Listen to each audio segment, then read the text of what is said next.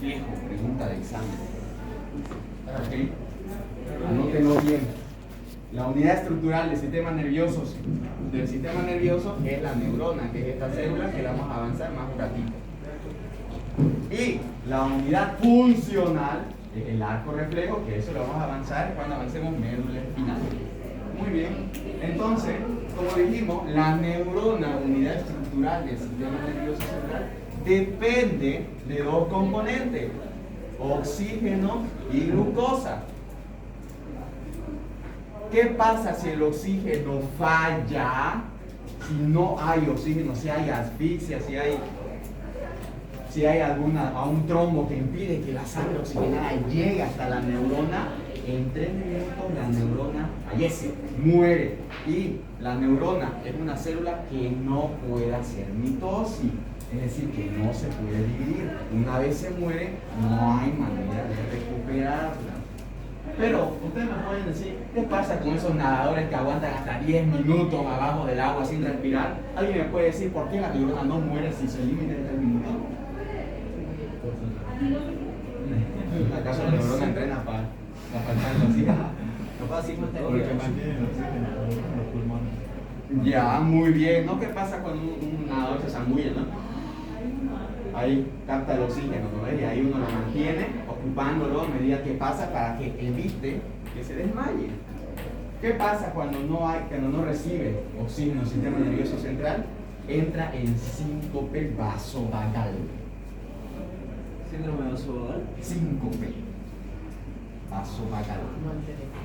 Ahora, quiero que ustedes me anoten todas las correlaciones químicas, ¿ok? Empezamos. 1, síncope vasovagal. Vamos a enumerarla una por una, todas las correlaciones químicas. Y empezamos con el síncope vasovagal. El síncope vasovagal es el desmayo, prácticamente. ¿Por qué? Porque no recibe oxígeno la neurona. ¿Y qué pasa si no recibe oxígeno nuestro sistema nervioso?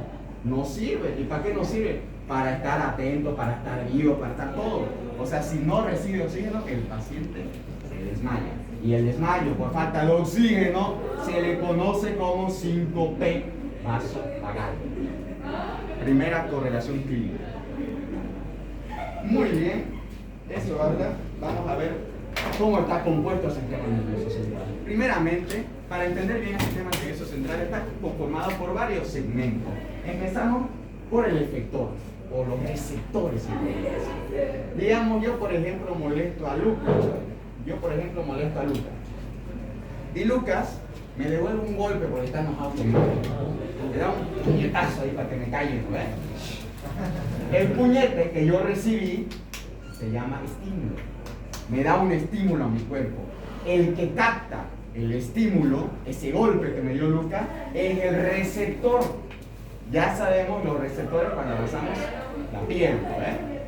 Son varios receptores. Entonces, los receptores sensitivos, terminación nerviosa para el dolor, como Lucas me dio un golpe, entonces los receptores envían una señal por la neurona aferente. Las neuronas aferentes llevan el estímulo externo hacia mi sistema nervioso central. Neuronas aferentes me lo llevan hacia el sistema nervioso central. Y luego del sistema nervioso central hay un centro analizador donde analiza qué respuesta puedo dar. Entonces ese centro analizador me genera una respuesta para dar un efecto. Entonces el centro analizador va a las neuronas eferentes. Y la neurona eferente me inerva un efector. ¿Y qué es el efector? El músculo que le va a devolver el golpe a Lucas. ¿Verdad? ¿Cuáles son los componentes funcionales del sistema nervioso central? 1, estímulo. 2, neuronas aferentes. 3, centro analizador, que en este caso sería el cerebro, o centro integrador. 4, neurona eferente, que me lleva la sensación, la respuesta del centro analizador. Y el 5 sería el efector, o sea, el músculo que le va a devolver el golpe a Lucas, ¿me entienden? ¿No? Todo eso es componentes funcionales del sistema nervioso central. Muy bien, ahora vamos a ver el desarrollo del sistema nervioso central.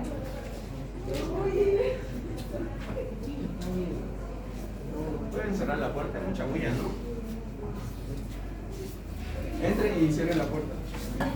A ver, el desarrollo embriológico del sistema nervioso central es muy importante y quiero que tomen en cuenta. Yo sé que en embriología yo creo que ya lo avanzado, pero lo tengo que guiar. Entonces, bien, el desarrollo del sistema nervioso central se da por tres procesos. Tres procesos. ¿Cuál es el primero? ¿Alguien sabe? Inducción. Inducción, muy bien, ¿no? Inducción. ¿El segundo? Neurulación. Neurulación, ¿no? ¿Y el tercero? Formación de las vesículas encefálicas. Muy bien, formación de las vesículas primitivas o primarias, ¿ok? Formación de las vesículas primitivas o primarias. ¿Alguien me puede decir qué es inducción? Cuando el ectodermo se convierte en un ectodermo ahí a la planta neural. Muy bien, ¿no? Entonces tenemos tres capas trigeminales después de la gastrulación. Ya saben, la gastrulación es la formación de las tres capas trilaminares producto del epiblasto, ¿no? Entonces hay tres capas: ectodermo, que está más externo; mesodermo, que está en el medio; y endodermo, que está adentro. El sistema nervioso deriva del ectodermo, muy bien. Y el ectodermo, luego de formarse esta placa que es externa, aquí se encuentra el mesodermo y aquí el endodermo. Y por acá, si no me equivoco, está la notocorda, ¿no? Bueno, eso es embriología. Entonces, de esta placa externa del ectodermo va a dar la placa neural, ¿no? Esa es la inducción. Formación desde el ectodermo a la placa neural. Ahora, ¿alguien me puede decir qué es neurulación? Cuando la placa neural se pega para formar el canal neural. O el tubo neural, ¿no? Muy bien, ¿no? Entonces la neurulación es la formación de que la placa neural es una superficie que luego va a derivar del sistema nervioso, ¿no? Esta placa se va a ensanchar y miren cómo va a crecer, así, hasta formar un tubo.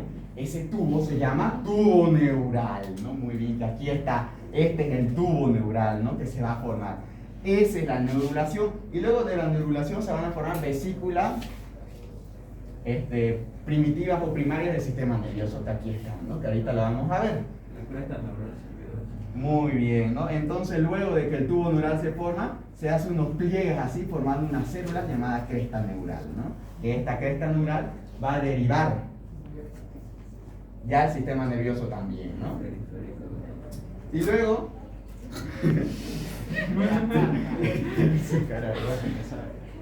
el tubo neural se va a cerrar. Hay dos agujeros acá llamados neuroporos. Hay un neuroporo anterior y hay un neuroporo posterior. El neuroporo anterior, ¿a qué día se cierra? 25.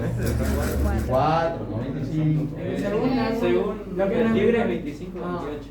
Pero yo creo que como estamos ahorita. 24. Y el neuroporo posterior se cierra al día 26. Eso es pregunta de examen. El neuroporo anterior se cierra al día 24. Y el neuroporo posterior se cierra en el día 26. Cuando no se cierra correctamente el neuroporo anterior, se da anencefalia. Y cuando no se cierra el neuroporo posterior, da espina bífida. Preguntas de examen de embriología y de neuroanatomía. Vamos a ver más después. Sigamos con el desarrollo del sistema nervioso. Muy bien, luego de formar la cresta neural va a formar estos pliegues acá, estas vesículas primarias. Entonces hay tres vesículas primitivas o primarias que se forman. La anterior se va a llamar prosencéfalo. Muy bien, ¿no? Prosencéfalo. Mnemotecnia, procesado, encarcelado. La vesícula primitiva media se va a llamar mesencéfalo. Muy bien, ¿no? Mesencéfalo. Y la vesícula posterior se va a llamar rombencéfalo. Rombo, mi mnemotecnia. Rombencéfalo.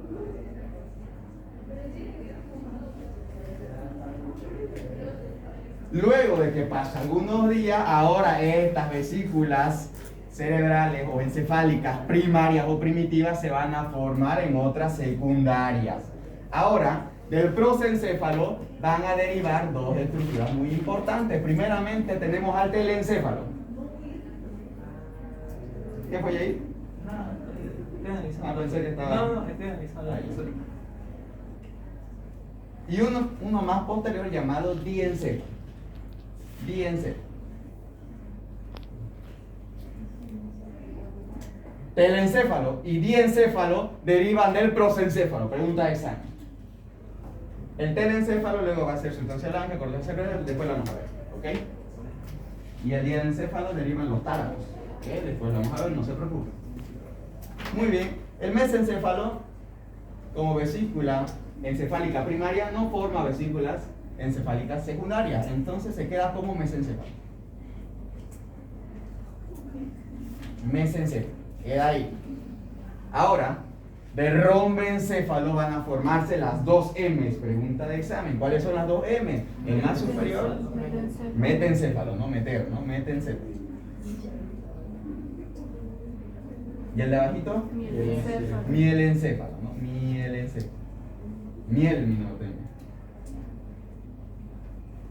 Así pura mnemotécnica, porque la verdad son nombres raros. Muy bien, una pregunta de examen clásica es ¿cuál es el segmento no modificable del tubo neural? El segmento no modificable del tubo neural, es decir, que no se modifica como estas vesículas, es Segmento caudal. médula espinal. Médula espinal. Médula espinal, que es el segmento caudal, como dijo Yair, ¿no? El segmento está encefálico y asocia estas vesículas.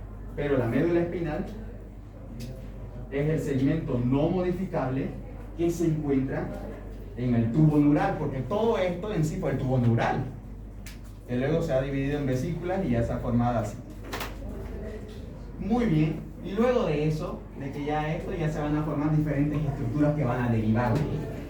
Pero ahora, antes de avanzar a las estructuras que derivan de estas, vamos a avanzar primeramente la médula espinal, cómo se forma. Como dije, la médula espinal no se modifica para nada. No se segmenta como otras ocasiones. Esta es la médula espinal. Ahora, todo el tubo neural está hueco. ¿Ok? Porque ahí van a derivar los ventrículos. ¿Qué son los ventrículos? Espacios huecos. ¿Dónde va a pasar el líquido cefalorraquídeo? Los ventrículos, no se olviden. Ahorita vamos a avanzar la conexión de los ventrículos. No se preocupen. Deben haber leído para que me entiendan bien. Ahora, esta es la médula espinal. La médula espinal tiene un hueco. Este hueco se llama epéndimo. Epéndimo, conducto ependimario. Epéndimo. En el epéndimo van a haber dos láminas limitantes, que son estas dos laminillas que limitan al epéndimo. Estas dos se llaman láminas limitantes.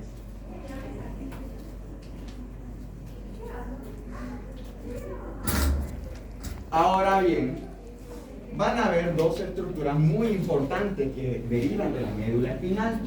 En la parte anterior van a derivar haces motores. Pregunta del examen.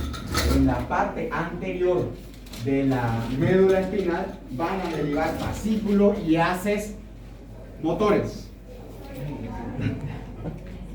¿Y esa se llama?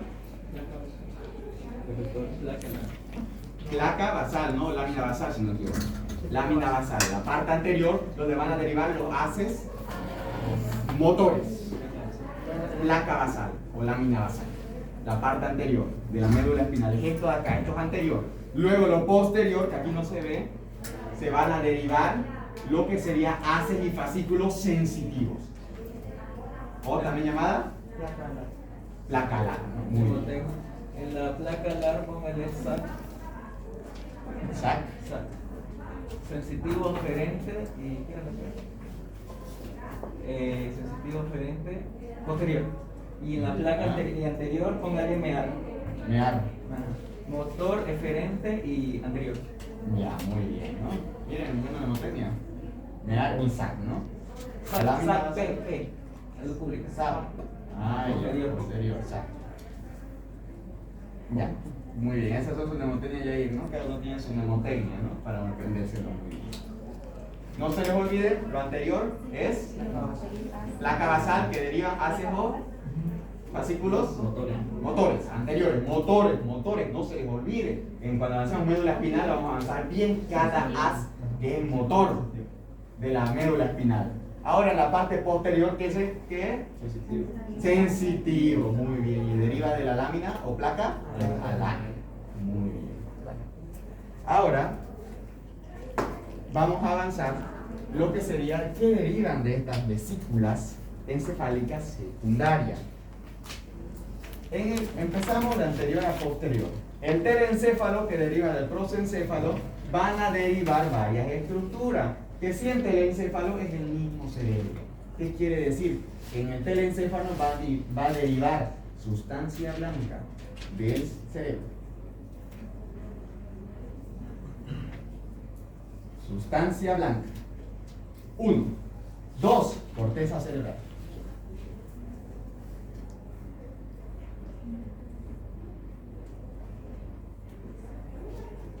3. Núcleos grises. Núcleos grises. Grises. 4. Ventrículos laterales.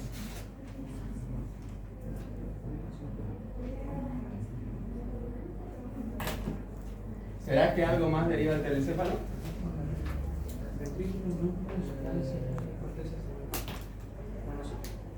Muy bien, esos son los que derivan el telencéfalo. No se les olvide, pregunta de examen. Y no se preocupen si no me entienden. Cuando avancemos telencéfalo vamos a ver qué es sustancia blanca, qué es corteza cerebral, qué son los núcleos grises, que son 3, los ventrículos laterales. Ahorita vamos a ver los ventrículos laterales, así que no se preocupen.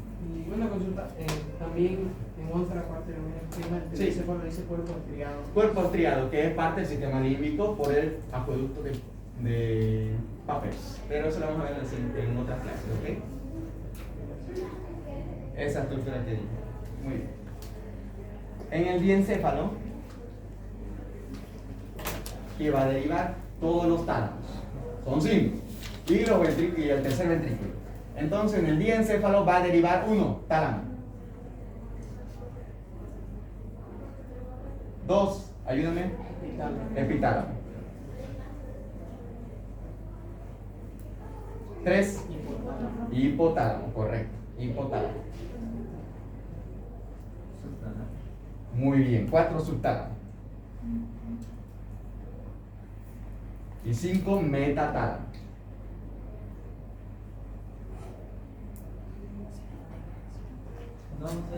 Todos los tálamos. Y como sexto tenemos al tercer ventrículo. Tercer ventrículo.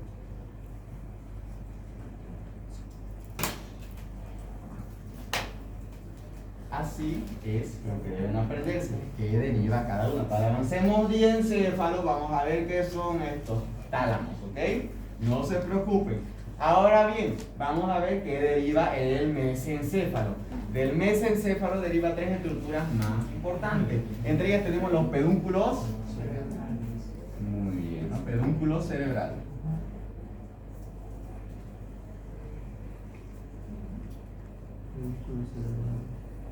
2, láminas cuadrigeminadas. ¿De cuál dijo? ¿Pedúnculos cerebrales?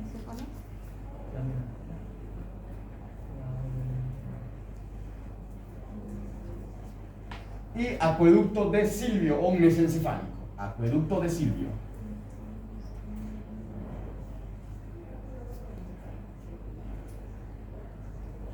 Estas 3 estructuras van a derivar del mesencéfalo. Pedúnculos cerebrales, láminas cuadrigeminadas y acueducto mesencefálico o de Silvio.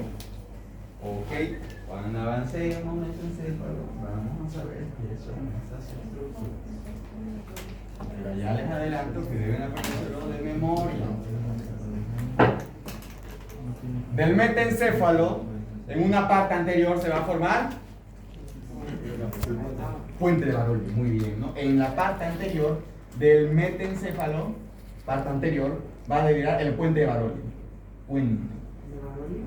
Sí, puente de Baroldi o protuberancia. Protuberancia. Puente de Baroldi o puente solamente o protuberancia, cualquiera de las tres. Baroldi.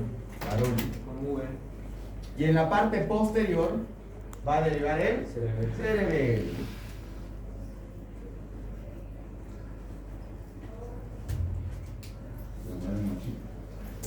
No se olvide esto, métense cual pregunta de examen. En su parte anterior deriva la protuberancia o puente de Barollo y en su parte posterior deriva el cerebelo.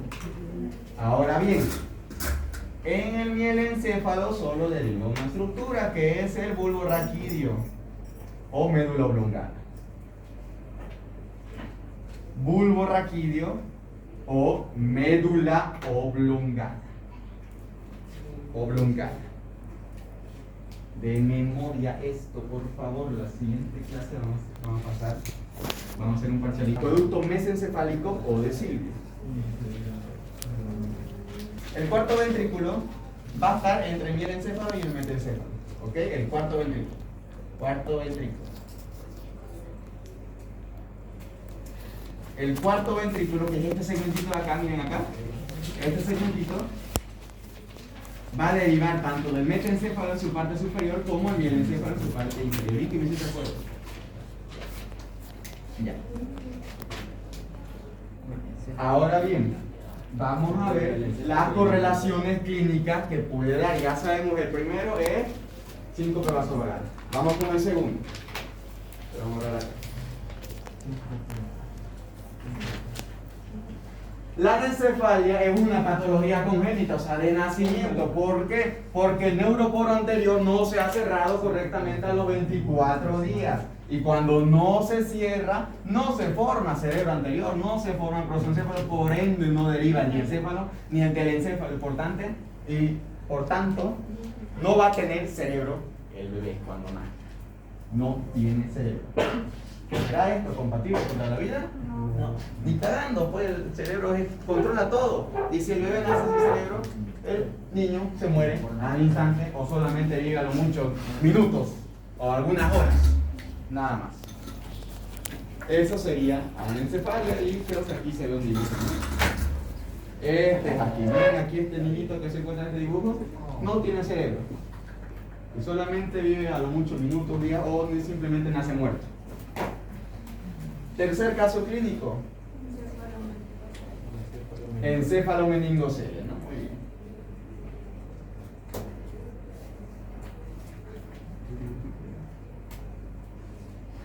¿Alguien sabe qué es meninges? Capa que recubre el sistema nervioso, ¿no? Muy bien, en resumen eso. Cuando hay prostrucción de la meninges y del cerebro se le llama encéfalomeningocelia, ¿ok? Prostrucción de la meninges y del encéfalo. Me van a investigar los síntomas con una CLB, con encéfalomeningocelia. ¿Pura punta? ¿Siguiente patología? Hidrocefalia congénita. Presten atención, esto es muy importante. Porque ya han visto cuando un bebé nace con hidrocefalia, ¿no? O sea, su cabeza es grande, ¿no? La hidrocefalia congénita es la acumulación de líquido cefalorraquídeo en los ventrículos. Dijimos que el tubo neural está hueco. Y de hueco es porque ahí están los ventrículos, que son espacios huecos por donde van a pasar el líquido cefalorraquídeo, ¿no? De los ventrículos que están huecos se van a comunicar a través del sistema de conductos, que ahorita lo vamos a ver. Pero en la hidrocefalia algo falla. ¿Por qué? Porque hay bastante líquido cefalorraquídeo. Hay algo que lo obstruye. ¿Y cuáles son las tres causas de hidrocefalia congénita? La primera, le voy a poner inciso A. ¿Cuáles son las causas de hidrocefalia congénita? 1, obstrucción. Muy bien. Obstrucción de las vías del líquido cefalorraquídeo a través de los ventrículos. Para que me entiendan mejor. Bueno, ya después la vamos a hacer aquí. No se preocupen. Obstrucción del líquido cefalorraquídeo es una primera causa de la hidrocefalia. El segundo es sobreproducción de líquido cefalorraquídeo. Sobreproducción de líquido cefalorraquídeo. ¿Alguien me puede decir quién produce el líquido cefalorraquídeo? Pleso coroideo, preguntas al examen, ¿no? Hay algo que está fallando los plesos coroideos. Puede ser un tumor, puede ser alguna infección, etcétera, etcétera, que está en el vientre de la madre, una infección que puede afectar a los plexos coroideos o un tumor, ¿no? En la absorción de las velocidades regulares también. Esa es la tercera causa, falla de la reabsorción del líquido cefalorraquídeo. Y como dijiste, ¿quién reabsorbe el líquido cefalorraquídeo? Vellosidades aracnoideas, ¿ok? No se les olvide eso. ¿Quién reabsorbe el líquido cefalorraquídeo? Vellosidades aracnoideas. Y cuando el nene, el bebé nace atrofiada estas vellosidades aracnoideas, no puede reabsorber y por tanto hay acumulación de líquido cefalorraquídeo. Estas son sus tres causas de hidrocefalia congénita. No se les olvide. ¿Cómo nace el niño? Cabeza grande, ¿no? Ya saben. Ya la han visto, esa cabeza enorme que nace, ¿no? ¿Por qué? Producción de líquido cefalorraquídeo. ¿Cuáles son las causas? Obstrucción, sobreproducción de líquido cefalorraquídeo por preso covideo y no reabsorbe las vellosidades aracnoideas. No se preocupen cuando hacemos meninges y líquido cefalorraquídeo, si no quiero que tratemos 19 de aquí. A ver si llegamos a ese tema. Espero. Entonces, estas son las causas de hidrocefalia congénita. Algo que no les expliqué bien es que la encefalomeningocele es también parte de que el neuroporo anterior no se haya cerrado. Muy bien. Tenemos la espina bífida.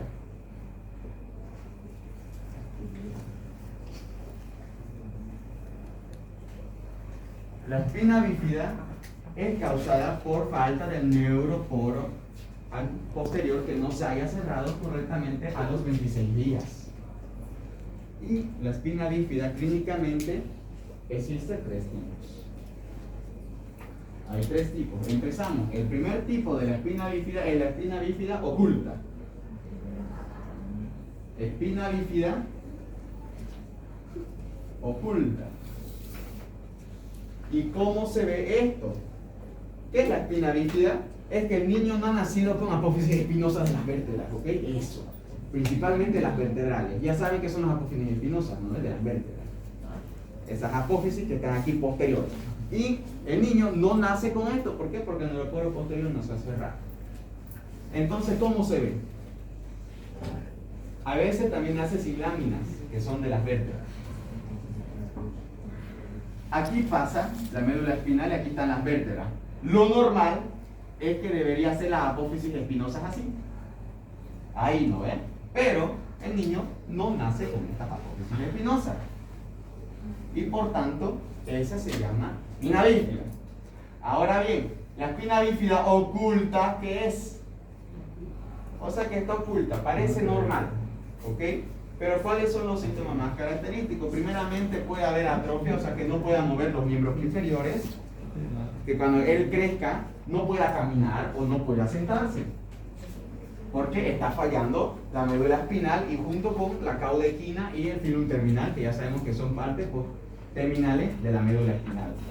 Entonces, bien, uno de los síntomas es eso cuando crece. ¿Cuál es el otro síntoma? Pelos. ¿Del oculto? ¿O de...? Oculta. Pelos. En la zona lumbar va a haber pelo anormal aquí. Síntoma patogneumónico de la espina bífida oculta. ¿Qué es síntoma patogneumónico? Es síntoma clave para identificar la enfermedad. Síntoma muy característico que identifica ya la enfermedad. Eso es signo patogneumónico. Anótenlo bien. Pelos en la parte posterior anormal es síntoma patogneumónico, es decir, síntoma característico de una enfermedad. Patogneumónico, anótenlo bien. Otra clase de espina bífida es la meningocele. Muy bien, vamos a ver.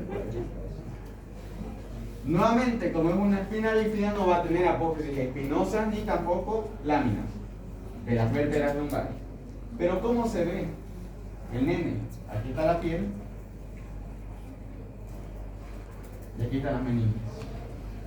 Hay prostrucción, a ver, no me dejo ver. Aquí están las meninges. Las meninges en la espina bífida oculta estaban normal, porque las meninges cubren el cerebro y la médula espinal. En la espina bífida oculta lo cubre normal. Pero ¿qué pasa en la meningocele? Miren cómo esta prostruye y se va posterior, dejando aquí un quiste blando. ¿Qué es un quiste? Una elevación, ¿no ves? Un quiste blando y sensible. No es duro, es sensible. O sea, lo puedes palpar. No debes hacerlo en mental de B, no lo puedes afectar. Pero la meninge se prostruye posterior porque no hay la apófisis espinosa, dejando aquí esta protrusión de las meninges. Las meninges, la espina bífida oculta, está en su lugar normal. Pero la meningocele prostruye y se va posterior, elevando y haciendo un quiste sensible. ¿Cuál es el tercer tipo? Mielomeningocele. Y esta es la más grave. ¿Por qué es la más grave? Miren, aquí está la vértebra, aquí está la médula espinal, no. Aquí está la piel. Ahora, las meninges se prostruyen, tal como la meningocele, pero la médula espinal está acá. Miren cómo está acá en la meningocele y miren cómo está en la meningocele. La médula espinal se encuentra en el quiste, se encuentra muy afuera de lo que debería estar, haciendo un quiste duro, o una bola dura. ¿Por qué? Porque ahí se encuentra la médula espinal, aquí. Y esa es la diferencia entre los tres tipos: espina bífida oculta, meningocele y mielomeningocele. ¿Cuál es el que produce quiste duro? ¿Cuál es el que tiene pelos? ¿Y cuál es el que es la protrusión de la meninges? Tengo una pregunta. En la meningocele, ¿el filo terminal podría estar comprometido? Ya que el filo terminal es una prolongación de la pierna. Claro que sí, pues está comprometido. No debería estar comúnmente en el agujero del sacro, ¿no? Pero lamentablemente puede prostruirse también. Como en la meningocele, tal vez pueda estar aquí el filo terminal, pero en la chiquitina linita, no puede hacer acá. Pero mayormente se ve en el meningocele, porque aquí se ve en la cola del caballo, filo terminal y parte de la médula espinal. A veces puede estar el filo terminal, a veces no. No es muy importante, eso sabe. Muy bien, hemos terminado las correlaciones clínicas. A la embarazada se le da pregunta de examen de Iriarte. Consumir en el final, no se confirma. En el final puede preguntar. Dando ácido fólico, evitamos todas estas patologías graves, ¿no? ¿Qué pasa cuando yo consumo teratógenos si estoy embarazado? ¿Qué? Ya, si una chica está embarazada y consume teratógenos, Es un caso especial. ya no sería eso, sino sería holoprosencefalia y sirenomelia, ¿no? Eso ya lo saben. Sirenomelia, que son miembros inferiores juntos, ¿no? Y holoprosencefalia. ¿La ciclopía? No. Holoprosencefalia.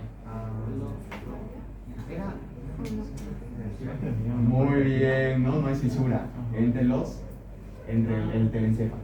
No hay fisura que los divide. Cerebro unido. ¿Y eso por qué? Porque has consumido teratógenos, has consumido drogas, has consumido alcohol cuando estabas embarazada. Y el niño. Sí. ¿Cuáles son las dos que dijo? ¿Lo repite, por favor? Holoprosencefalia.